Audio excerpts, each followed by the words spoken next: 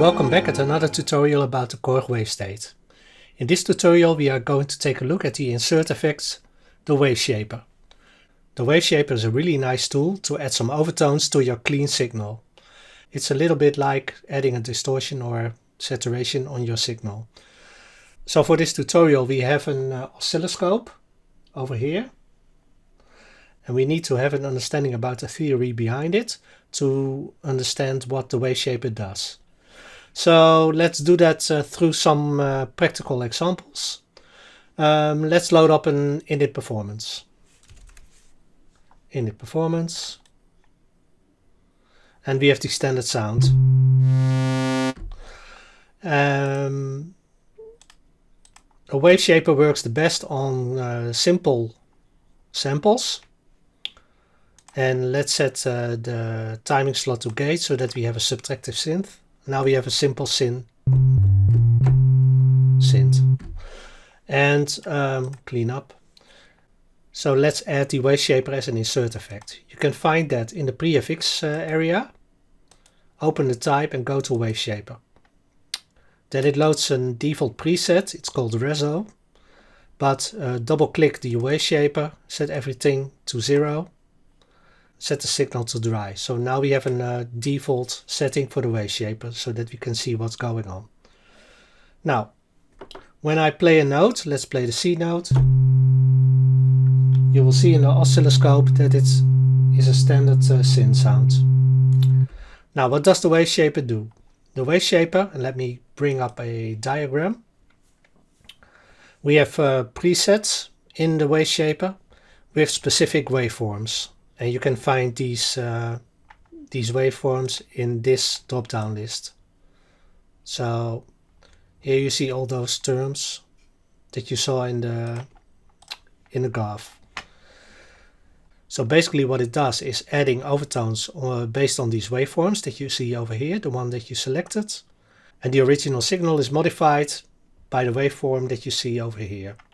So let's give a simple example of this. If we are going to select the syn waveform over here and we add the wet sound, then we are going to shape it from a syn to a syn. So basically we are phasing out the same sound. So let's try that and watch the oscillator. You will see that it phase cancels the complete signal.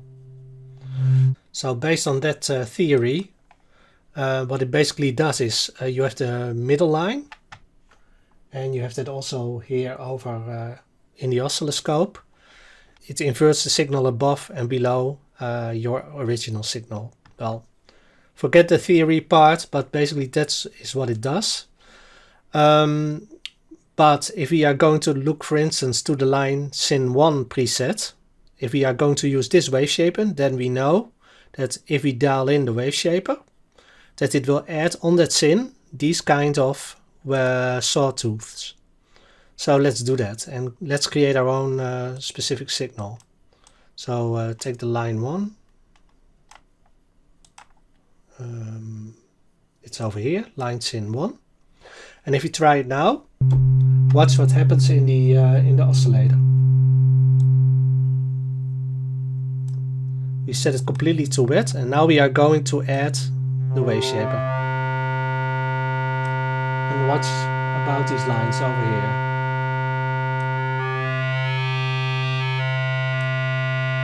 So basically you are seeing a syn waveform with those spikes which are the same as these kind of spikes. So it adds those as overtones on top of that original signal. So what are these settings of the Waveshaper? Basically here you can define your own Waveshaper model. So you can select which kind of Waveshaper type you want. So basically you select the waveform over here. And one thing that's good to know is the more busier the waveform is, the more harsh tones and overtones it will create in your original signal.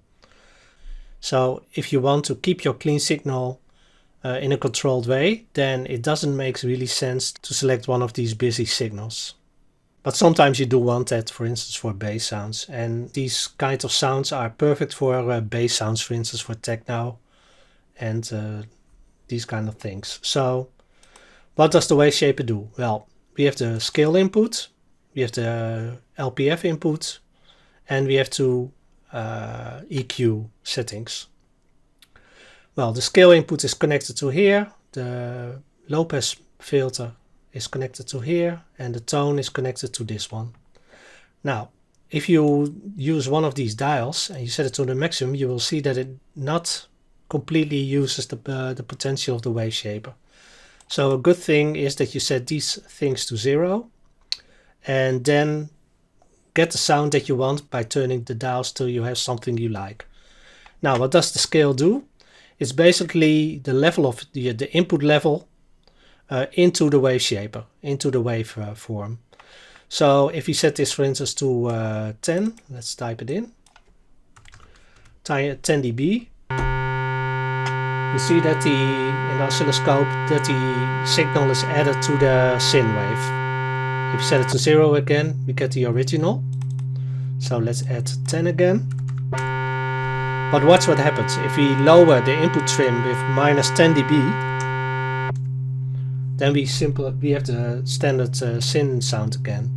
So you have a lot of control by how much of the input gain you are going to add to that Waveshaper signal. The next button is the pre-LPF, and basically what that does is a simple low pass filter where you can cut off the harsh harmonics to make the sound a little bit more controllable. So if you have a lot of going on in the high-end registers, then simply dial back the low pass filter to make it a little bit more controllable. So let's give an example of that. You hear a lot of fizzing noise now in the high end, and if we are going to turn up the low pass filter, yeah, now it's already a lot better.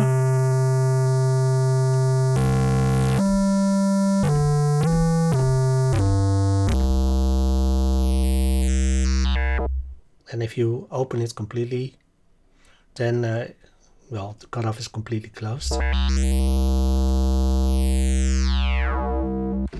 So that's basically the two more important features of the Waveshaper. So here you create your sound with this box, and you have some EQ like to lower the gain, get rid of the bass, or add high notes, and you can select the mid-low or mid-high. So how do you use it? Well, it's all in subtle settings in this Waveshaper. So if you have a bass line, then you can create a sound you like with the Waveshaper. Well, this is a nice area, and it would be nice if this is automated. Well, you can automate the 3 mod knobs. So we set it to the lowest value. Okay, really good. And we add a source to control this scale. Now we want an envelope or an LFO for that. And when you look in the generator section, there is no envelope or LFO because those aren't routable. Now a nice trick is to use the vector envelopes for that. And we have a vector envelope A, for instance, and we set that to well, something like this, 84. And we press the A vector envelope. Select the first one, set it to, well, 1 second, for instance, and move the blue button, because this one is blue, to the A. Now, if you use it now, then we have created a movement of 1 second for that Waveshaper. So let's make it mono, because we want a bass line.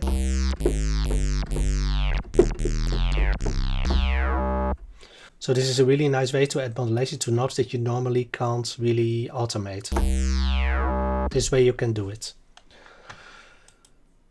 Another thing that is really interesting, once you have created your Waveshaper, you can set the wet dry level to something you like. So now you get the original signal, but with a little bit of saturation on top of that, a little bit of overtones.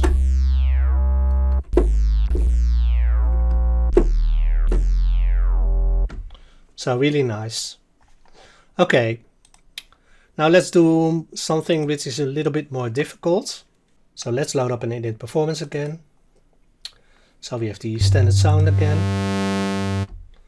We remove the second one and we set this to gate to have a subtractive synth again. And we are going to create a pad sound with saturated with the Waveshaper.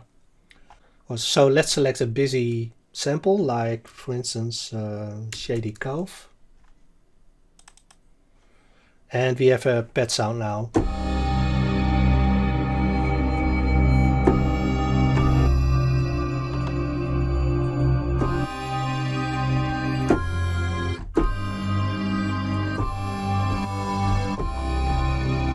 So let's make that more interesting, and we are going to add the Waveshaper on top of this.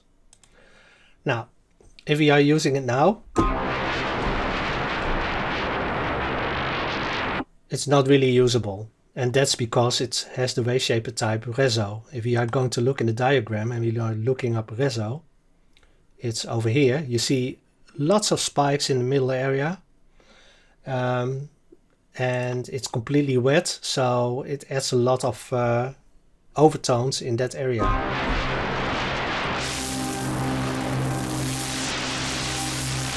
Up to a level that it basically destroys this signal. And we don't want that, so we are going to take a more simple cycle. So the syn is something that is really good for those kind of pad sounds, or the 2 cycle. So let's start with the syn. And set the low pass value to 0 and let's dial it in. Yeah, now you get that sound that makes it more interesting. Yeah, that's already really good. But the 2 cycle will be even better, I think. Yeah, it's more in your face. We can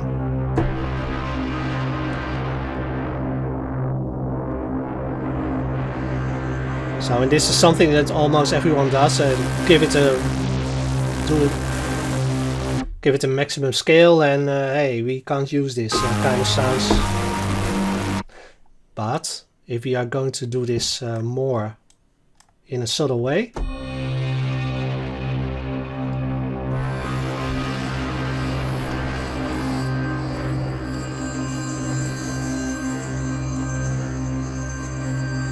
yes, this is a really good starting sound, and the only thing we have to do now is to dial back the wet button to make it playable.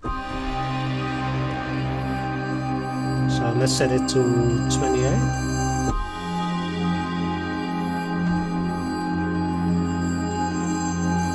Yes, it adds all those harmonic details on top of it. Yeah, you can definitely hear this, and it's really subtle. So let's add a reverb. For the time being, let's use one of my presets. I'm not going to explain how to program the master reverb. There is a separate tutorial on my channel for that. Give it a little less bass and emphasize the area. Something like this. Okay. Lower the gain a little bit. A little bit more high.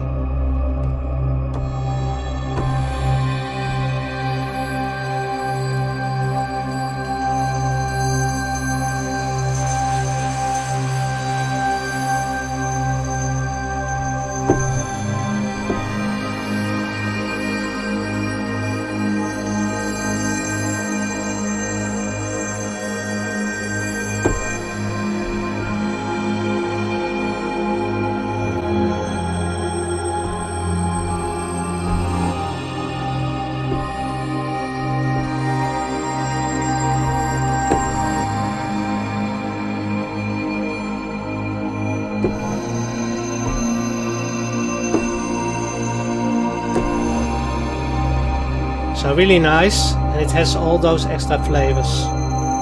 If I disable it, it's much cleaner.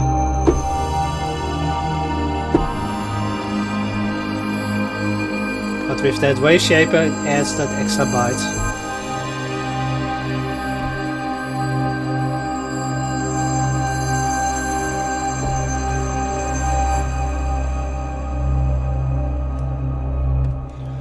So a nice sound. And with your own sounds you can do the same. So let's select one of my own presets. For instance, this one. This is a 2-layer program, and the second layer is a simple wave sequence based on a kalimba 2. So it sounds like this.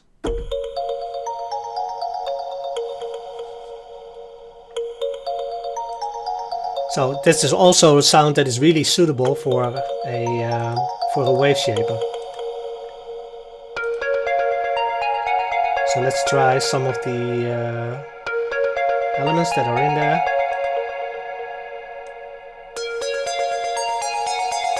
Symmetry looks really good for this.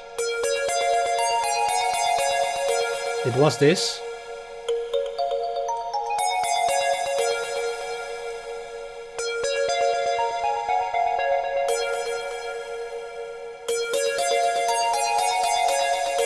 So lower the output so that it fits the pad sound in layer A. Let's try it.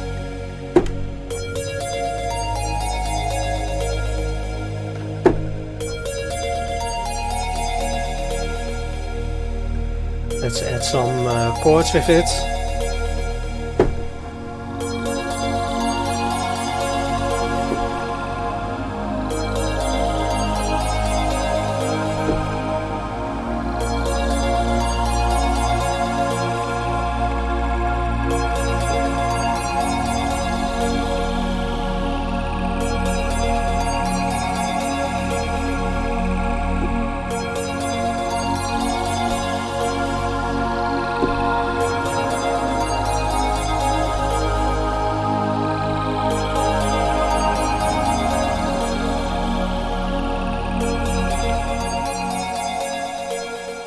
So nice.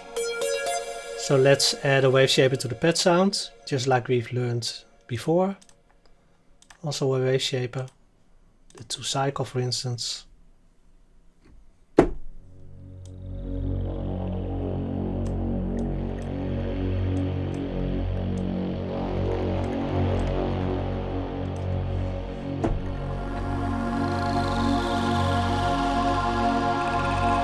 Really nice. Makes it directly a more dirty sound. A lot is happening in the overtones.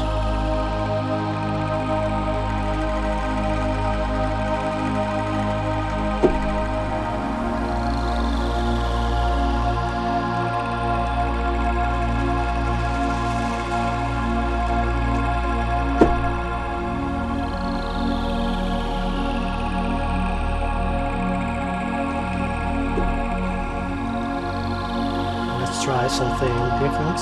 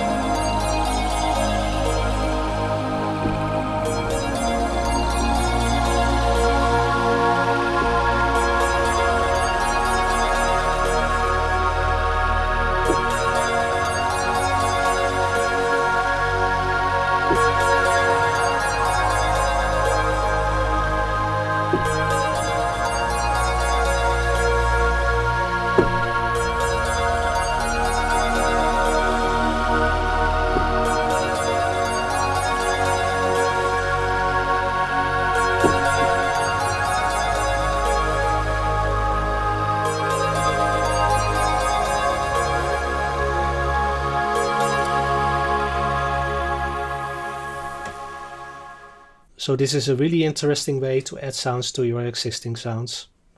So this is basically how the Waveshaper works. Try to experiment with it, and so I hope this helps, and see you in the next tutorial.